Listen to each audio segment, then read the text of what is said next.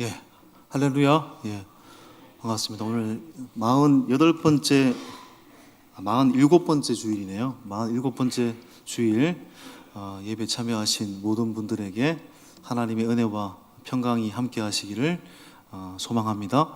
예배분들에게 오늘 이렇게 인사하겠습니다. 살아서 만나서 반갑습니다. 인사하겠습니다. 살아서 만나서 반갑습니다. 예. 여러분이 몸과 마음이 피곤할 때, 여러분 그 피로를 어떻게 주로 푸시는지요? 예, 각자마다 방법이 다르겠죠. 예, 여러분 피곤하실 때 어떻게 하십니까? 예, 한숨 잔다. 예, 가장 현명한 방법입니다. 잠을 많이 자야죠. 예, 그리고 어떤 사람은 그 피곤을 풀기 위해서 홀로 산책을 하시는 분도 계실 테고, 방에서 또 찬양을 듣거나 음악을 듣는 분도 계실 테고, 또 뭐 혹시나 또 소수는 책으로 또 이렇게 몸을 피로를 푸시는 분도 계시는 걸로 알고 있습니다.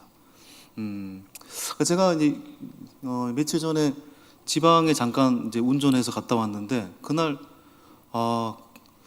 너무너무 피곤한 겁니다. 예. 근데 피곤한데 그 다음날 제가 새벽 예배 준비를 하지 않고 갔다 왔기 때문에 물론 때로는 새벽 예배를 너무 이렇게 잠시 준비할 수밖에 없는 상황 속에 올 때도 있지만 그래도 준비를 하고 가야 되니까 이렇게 도대체 머리도 안 돌아가고 몸도 안 따라가고 굉장히 고민스러웠습니다.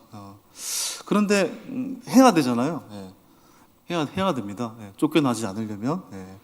그런데 늘 설교 준비할 때도 마찬가지입니다만은 이 유튜브에 이제 공부할 때 듣는 찬양, 주로 그렇게 전 찬양을 들으면서 설교 준비를 많이 하는데 그렇게 이제 유튜브에 공부할 때 듣는 찬양을 딱 설정하니까 찬송가 79장이 흘러 나왔습니다.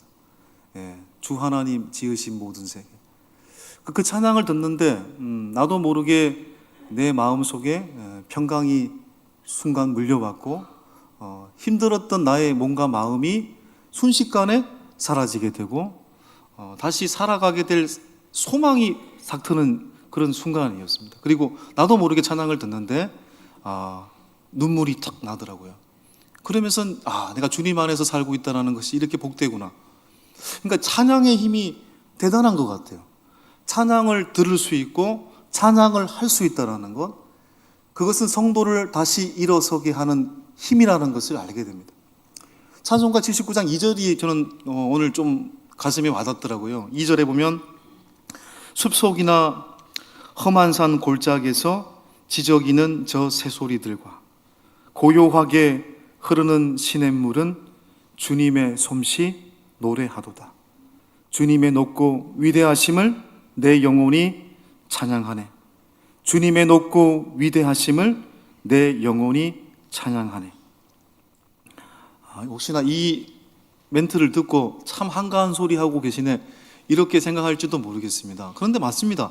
한가한 마음을 가져야 여러분 지저귀는 새소리 속에서 주님의 음성을 듣고 졸졸졸 흐르는 시냇물 속에서 주님의 노래를 들을 수 있는 거죠. 분주한 심령 속에, 다급한 심령 속에, 욕망 가득한 심령 속에 절대로 그 음성을 들을 수 없죠. 한가한 심령 속에 지저귀는 저 새소리가 주님의 사랑의 속삭임이요, 졸졸졸 흐르는 시냇물의 소리가 나를 향한 주님의 애정이고 좋아함이고 사랑이라는 것을 알게 되는 것이죠. 그러므로 진정한 노래를 들을 수 있고 진정한 노래를 부를 수 있는 사람은 어떠한 상황 속에서도 절망을 이야기하지 않죠. 쇼생크 탈출 제가 영화 얘기를 할 때도 거기 어떤 사람이 독방에 갇혀 있는 사람, 여러분 감옥에서 독방이라는 건 최악의 벌이잖아요. 그런데 독방에 갇혀서 오랜 시간을 가졌는데도 불구하고 그 삶이 피폐되지 않았어요. 그 영화에 보면은 내 안에 노래가 있었기 때문에 이겨낼 수 있었다 이렇게 얘기를 하거든요. 오늘날 세상의 노래의 주제는 뭡니까? 오늘날 세상의 노래의 주제는 허무입니다. 전도서 1장 2절에 헛되고 헛되미 헛되고 헛되니 모든 것이 헛되도다. 이건 솔로몬이 하나님이 없는 사람의 결국은 허무라는 걸 이야기하고 있는 것입니다. 세상이 아무리 잘나고 아무리 높은 곳에 올라도 아무리 많은 일확천금을 누렸다고 할지라도 세상의 결국은 허무입니다. 주님을 떠난 자들의 결국은 허무입니다. 그래서 세상은 흙에서 흙으로 이야기하잖아요. 그런데 우리는 다르게 이해합니다. 흙에서 흙으로 하는 건 이제 먼지처럼 사라진다는 걸 세상은 의미하지만 우리는 다르게 이해하죠. 흙에서 흙. 인류 최초의 인간이 아담 아닙니까? 아담이라는 사람이라는 뜻의 그 아담은 아담마라는 흙에서 나왔죠. 그러므로 믿는 자들에게 흙에서 흙이라는 것은 바로 유한에서 영혼으로 간다라는 의미가 되는 거죠. 우리는 절대로 허무를 노래하지 않습니다. 우리의 결국은 허무가 아닙니다. 이 1916년 2월에 독일 사람으로서 1차 세계대전 당시에 자원 입대한 마리아 레마이크라는 사람이 있었습니다. 마리아 레마이크. 이 사람이 10대 소년인데, 학생인데 자원 입대를 했습니다. 그런데 전쟁은 너무너무 참혹하잖아요.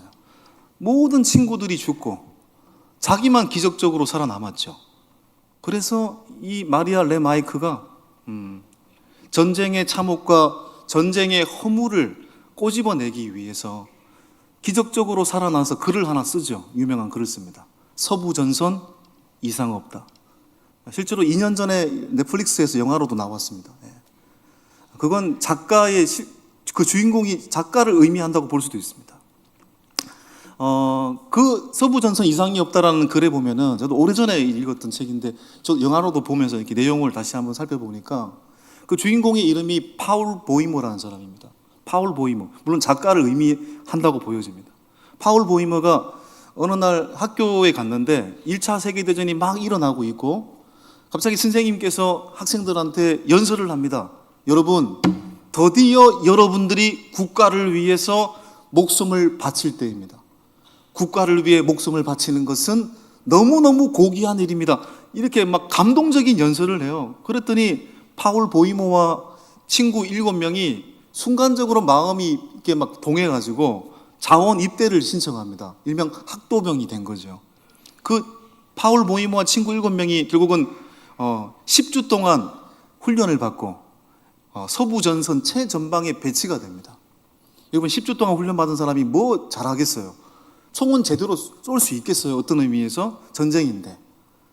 여러분 전쟁은 현실과 너무너무 달랐습니다. 이 파울 보이머는 시를 사랑했던 청년이고 너무너무 순수한 학생이었는데 전쟁터에 탁 다다르니까 전쟁이 하루하루 지나다 보니까 비참한 인생이라는 걸 알게 됩니다. 적을 죽여야 내가 살 수 있고 전쟁 기계가 되어가고 있고 내가 살기 위해서는 시체의 어떠한 물품도 빼앗아야 되고 내가 살기 위해서는 그 누군가를 짓밟아야 살 수 있다는 것을 알게 됩니다. 비참하죠. 그러면서 친구 한 명 한 명이 죽어갑니다. 한 명 한 명이 죽어가요. 그 놀라운 사실은 친구 한 명 한 명이 죽어가는데 그 다음날 여전히 해가 뜹니다. 여전히 세상은 아무런 일이 없다는 듯이 새들은 지저귀고 해는 뜨고 물은 흐르고 이게 너무 허무한 겁니다. 친구 한 명 한 명이 죽어갈 때마다 그 다음 날은 아무런 이상 없이 또 다른 하루가 또 밝아오죠.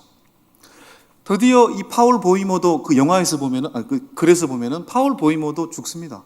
프랑스 저격군에 의해서 저격을 당해서 죽죠. 그리고 파울 보이머가 죽고 난 다음에 그 다음 날 어떤 전보가 사령부에 이렇게 전보의 내용이 전보의 내용이 뭔지 아십니까? 파울 보이머가 죽은 그 다음 날 전보의 내용은 서부 전선 이상 없다. 파울 보이머가 죽어도 세상은 이상 없대요. 한 사람이 죽어도 아무런 이상이 없대요. 여전히 버스는 여러분 사람들이 버스를 타고 많은 지하철을 타고 여러분 여전히 사람들은 웃고 즐기고 내가 죽어도 세상은 여전히 돌아가더라. 그러니까 여러분 이 마리아 레마이크가 왜 이 글을 썼겠습니까? 사실은 서부전선 이상 없다가 아니고 이상 있다라는 얘기입니다. 한 사람이 죽어도 아무도 모르는 세상, 그게 아니고 한 사람이 죽었을 때 온 우주가 울어달라는 것입니다. 한 사람이 희생을 당할 때 온 지구가 울어달라. 그걸 말하기 위해서 서부전선 이상 없다, 사실은 이상 있다라는 것을 말하기 위해서죠. 유명한 작가 박완서 작가 그 유명한 얘기가 있지 않습니까? 남편이 돌아가시고 특별히 또 아들이 죽습니다. 사랑하는 아들, 만두를 너무너무 좋아했던 아들이 죽는데, 그런데 놀라운 사실은 아들이 죽는 비참한 상황 속에서도 사람들은 88 서울 올림픽이 열린다고 웃고 있더라는 겁니다. 내 아들이 죽었는데, 내 아들이 하늘나라로 갔는데 사람들은 웃고 떠들고 있더라는 겁니다. 거기서 허물을 느끼죠. 허물을 느끼죠. 여러분, 우리도 인생을 살면서 당연히 저와 여러분은 크고 작은 어려움을 만납니다. 예수를 믿는 자로 살지만 여전히 해결되지 않는 어려움 앞에 낭망할 때가 있습니다. 절망을 만날 때도 있습니다. 그런데 그 절망 앞에서 사람들은 아무도 나를 몰라줘요. 내가 어려움을 당하는데도 세상은 웃고 떠들고 있습니다. 그리고 느끼죠. 내가 어려움을 당해도 세상은 나를 아무도 몰라주네. 성도로서 살아도 난 아무도 몰라주는 존재인가? 여러분, 우리 존재가 그런 존재일까요? 내가 어려움을 당하고 내가 고난을 당하고 내가 고통을 당해도 세상은 나를 몰라줄까요? 그렇게 우리의 인생은 끝날까요? 그게 아니다라고 말하고 있는 본문이 오늘 바로 요한계시록 4장 5장입니다. 일명 하늘 예배 환상이죠. 여러분, 요한계시록은 어떠한 용어를 풀어내는 책이 아닙니다. 요한계시록은 그 배경이 어떻게 됩니까? 우리가 2016년도에 1년 6개월 동안 요한계시록을 본 적이 있습니다만은, 요한계시록은 바로 소아시아 7교회 교인들에게 극심한 로마 황제 도미티안에 의해서 박해를 받고 있는 소아시아 7교회 성도들에게, 초대교회 성도들에게 하나님께서 사도 요한을 통해서 보낸 계시죠. 뭐 하기 위해서? 극심한 박해를 받고 있는 그들에게 위로와 소망을 주기 위해서 사도 요한을 통해 성도들에게 보내신 위로의 메시지죠. 소망의 메시지죠. 무서운 이야기가 아닙니다. 물론 중간에 재앙의 이야기가 있지요. 6장부터 16장까지 7인, 7나팔, 7대접의 재앙, 마치 이것은 세상에서 고난받는 성도를 의미하죠. 우리가 이 세상에서 받게 되는 어려움들을 의미하죠. 그런데 그 어려움들이 주제가 아닙니다. 거기에 등장하는 666, 우리가 바코드 찍지 않아야 된다, 또 신천지가 주장하는 14만 4천, 이게 중요한 게 아닙니다. 14만 4천은 뭡니까? 우리가 비전이라는 사장을 부르게 될 텐데, 입맞은 자의 수가 14만 4천이다. 구원받은 자의 수를 의미하는 거죠. 14만 4천은 문자를 의미하는 게 아닙니다. 바로 구약의 성도를 대표하는 12지파 12, 신약의 성도를 대표하는 12사도 12 곱하면 144, 히브리 수에서 가장 완벽한 수 1000, 그것을 곱하면 14만 4천. 이것은 14만 4천 명이라는 의미가 아니고 예수 그리스도를 믿고 구원받은 자의 모든 수를 의미하는 것입니다. 당연히 666은 로마 황제를 상징하는 거죠. 여러 번 설명을 드렸습니다. 그걸 풀어내는 이야기가 아닙니다.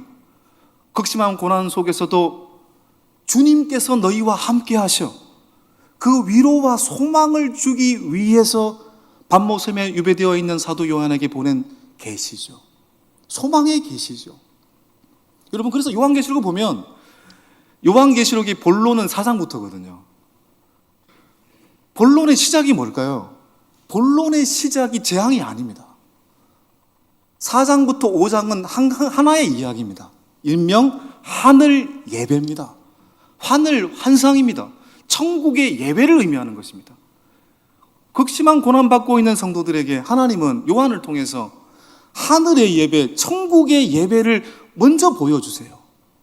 자, 어떻게 시작이 됩니까? 4장 1절을 볼까요? 스크린을 통해서 시작. 이 일 후에 내가 보니 하늘에 열린 문이 있는데, 자, 하늘이 문이 열렸습니다. 뭐라고 얘기합니까? 이리로 올라오라. 이후에 마땅히 일어날 일들을 내가 내게 보이리라. 내가 내게 보이겠다. 뭘? 천국의 예배를 너희에게 보내겠다. 4장 5장은 천국의 예배입니다. 뭘 보게 됩니까? 사도 요한이 첫 번째, 보좌에 앉으신 하나님을 보게 됩니다. 그리고 두 번째, 어린 양 예수 그리스도가 계심을 보게 됩니다. 그리고 보좌에 앉으신 하나님과 어린 양 예수 그리스도에게 네 가지의 노래가 울려 퍼져요. 첫 번째, 네 생물과 24장로들이 하나님을 향해서 영광의 찬양을 올려드립니다. 두 번째, 네 생물과 24장로들이 어린 양 예수께 찬양을 올려드립니다. 그리고 그 노래가 끝나기 무섭게 세 번째 노래는 천사들의 노래였습니다. 천사들이 어린 양 예수 그리스도께 찬양을 올려드리고 있습니다. 그리고 그 노래가 끝나기 직전에 그 뒤에서 또 다른 노래가 들립니다. 네 번째 노래, 바로 모든 만물들이 어린 양 예수께 찬양을 드리고 있습니다. 그 안에는 박해받고 있는 성도들도 포함되고 있는 것입니다. 이걸 보라는 얘기입니다. 천상에서 하나님과 함께 기쁨과 승리의 찬양을 부르게 될 운명, 그것이 너희들의 결국이고 그것이 너희들의 비전이야. 너희는 이미 승리했어. 이걸 먼저 보여주신 거예요. 그리고 나서 6장부터 10장까지 재앙을 얘기합니다. 승리를 맛본 자가, 승리를 이미 결판낸 자가, 이미 승리를 쟁취한 자가 재앙을 당한다 한들 그 재앙일 수가 있겠냐는 겁니다. 여러분, 아무리 로마 황제 도미티안이 초대교회 성도들을 힘들게 해도, 성도가 이 땅을 살면서 힘겨운 일을 만나도 예수 그리스도 안에 있는 한 우리는 노래하는 자가 될 것이고, 결국 천상에서 노래할 운명을 가진 자들이 성도라는 것입니다. 여러분, 어려움을 우리가 계속 받다 보면은 당연히 사람이 어려움에 묵상하게 되죠. 어려움에 몰두하게 되죠. 어려움에 몰두하게 되는 순간 그건 이미 끝난 겁니다. 중요한 것은 그 어려움으로부터 탈피해야 되는데, 그때 무엇을 바라봐야 됩니까? 그때 하늘 보좌를 바라보는 것입니다. 그때 예배를 드리는 겁니다. 일주일 동안 예배 있는 게 이게 맞는 거죠, 여러분. 여러분이 1년에 예배를 만약에 3주에 한 번씩 드린다, 한 달에 한 번씩 드린다. 여러분, 배교 나겠어요? 여러분, 승리할 수 있겠어요?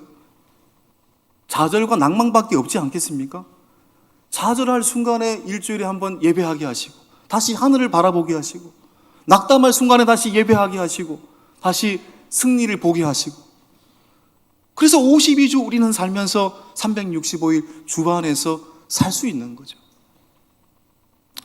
박해를 받는 요한과 초대교회를 향해서 맨 처음 환상 4장 5장에 하늘의 예배를 보여주심으로써 너희들 박해의 상황만 바라보지 말고 만유의 주, 만주의 주, 그분과 함께 왕노릇하며 천국의 예배를 드릴 그 날을 바라보라. 너희들 망할 것 같지? 모든 그리스도인들이 다 죽을 것 같지? 그렇지 않아. 하늘을 바라봐라. 뭐가 보이느냐? 하나님이 보좌에 앉아 계시잖아. 어린 양 예수 그리스도가 계시잖아. 그리고 그분들에게, 그 존재에게 찬송하는 24장로들과 네 생물들, 그 주님을 향해서 찬송하는 천사들, 그 주님을 향해서 찬송하는 모든 만물들과 너희들의 모습이 보이잖아. 너희들은 바로 그런 존재야. 이길 수 있어. 초대 교부 중에 이나시우스라는 교부가 있습니다. 이나시우스가 에베소 교회에 관계되어 있는 교부인데, 에베소 교회 교인들한테 이렇게 편지를 썼습니다. 하나님의 멜로디를 언제든지 노래하십시오. 그럴 때 여러분은 하늘의 찬양대가 될 것입니다. 이게 마지막 말입니다. 순교를 당하기 직전에. 이 말을 하기 전에, 이 말을 할 때 로마의 군대가 왔습니다. 로마의 군대가 왔다라는 건 곧 죽음이 임박했다라는 것을 의미하는 것입니다.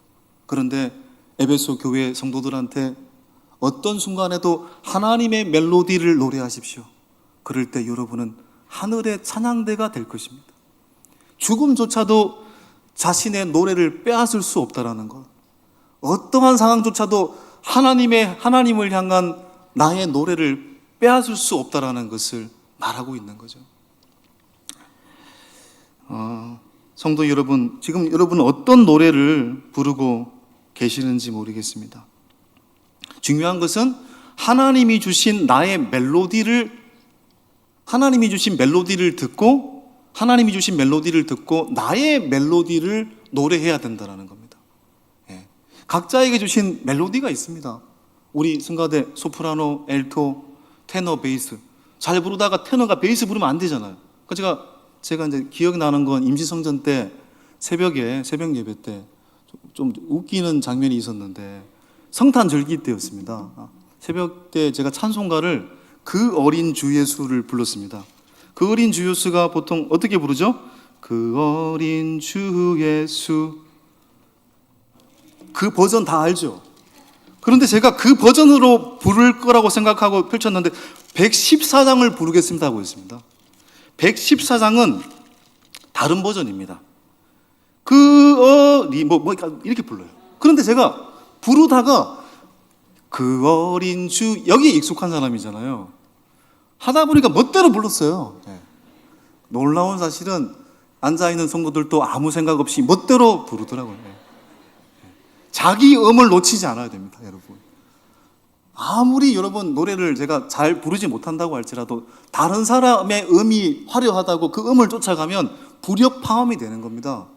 내가 비록 미약한 목소리라고 할지라도 내 파트를 지켜내고 그것이 모일 때 아름다운 화음이 되고 그것이 하늘 예배가 되는 것입니다. 우리의 인생도 마찬가지 아닙니까?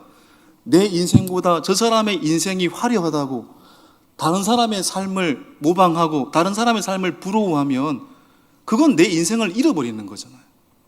중요한 것은 하나님의 멜로디를 내가 나의 삶의 자리에서 듣고 하나님이 주신 나의 멜로디를 빼앗기지 않는 삶을 사는 것, 그리고 뿐만 아니라 아직도 하나님의 멜로디를 듣지 못하는 사람에게 하나님의 멜로디가 전파될 수 있도록 복의 통로가 되는 것, 그 길을 걸어가는 것이 성도의 삶인 줄 믿습니다. 개구리는 개구리의 노래를 불러야 되고, 개미는 개미의 노래를 불러야 되고, 배짱이는 배짱의 노래를 불러야 됩니다. 세상의 온갖 피조물들은 각각 소리로 하나님을 찬양합니다. 그것이 하나가 될 때 화음이 되고 조화가 되고 그것이 하늘의 예배가 됩니다. 핍박의 시대 가운데서 사도 요한을 통해서 성도들에게 보여준 예수님의 계시의 첫 장면인 이 하늘 예배는 바로 그런 천국의 아름다운 화음인 것입니다. 개는 무슨 소리를 냅니까? 개는 개 소리를 냅니다, 여러분. 말 이상한가요? 돼지는 돼지 소리를 냅니다. 그런데 때로는 저를 돌아보면 저는 전데 제 목소리를 내지 못할 때가 많습니다. 이럴 때 가장 좀 비참한 것 같아요. 그런데 이 땅에 있는 모든 사람들, 많은 사람들은 자기 목소리, 자기의 멜로디를 잃어버리고 살고 있습니다. 자기의 멜로디를 지키려면 중요한 사실은 하나님의 멜로디를 들어야 되는 거거든요. 하나님의 멜로디를 듣고 그분께 맡긴 바가 될 때 나의 멜로디를 부를 수 있는데, 하나님의 멜로디가 아니라 세상의 화려한 멜로디를 쫓아가느라 하나님의 멜로디를 전혀 듣지 않습니다. 그러니 내 멜로디도 잃어버리는 것이죠. 어떻게 해야 하나님의 멜로디를 들을 수 있을까요? 답은 간단합니다. 내 삶의 속도를 늦춰야 합니다. 서두에 말씀을 드렸잖아요. 한가해야 주님의 음성이 들리는 겁니다. 여러분 0.1초도 한가하지 않습니까?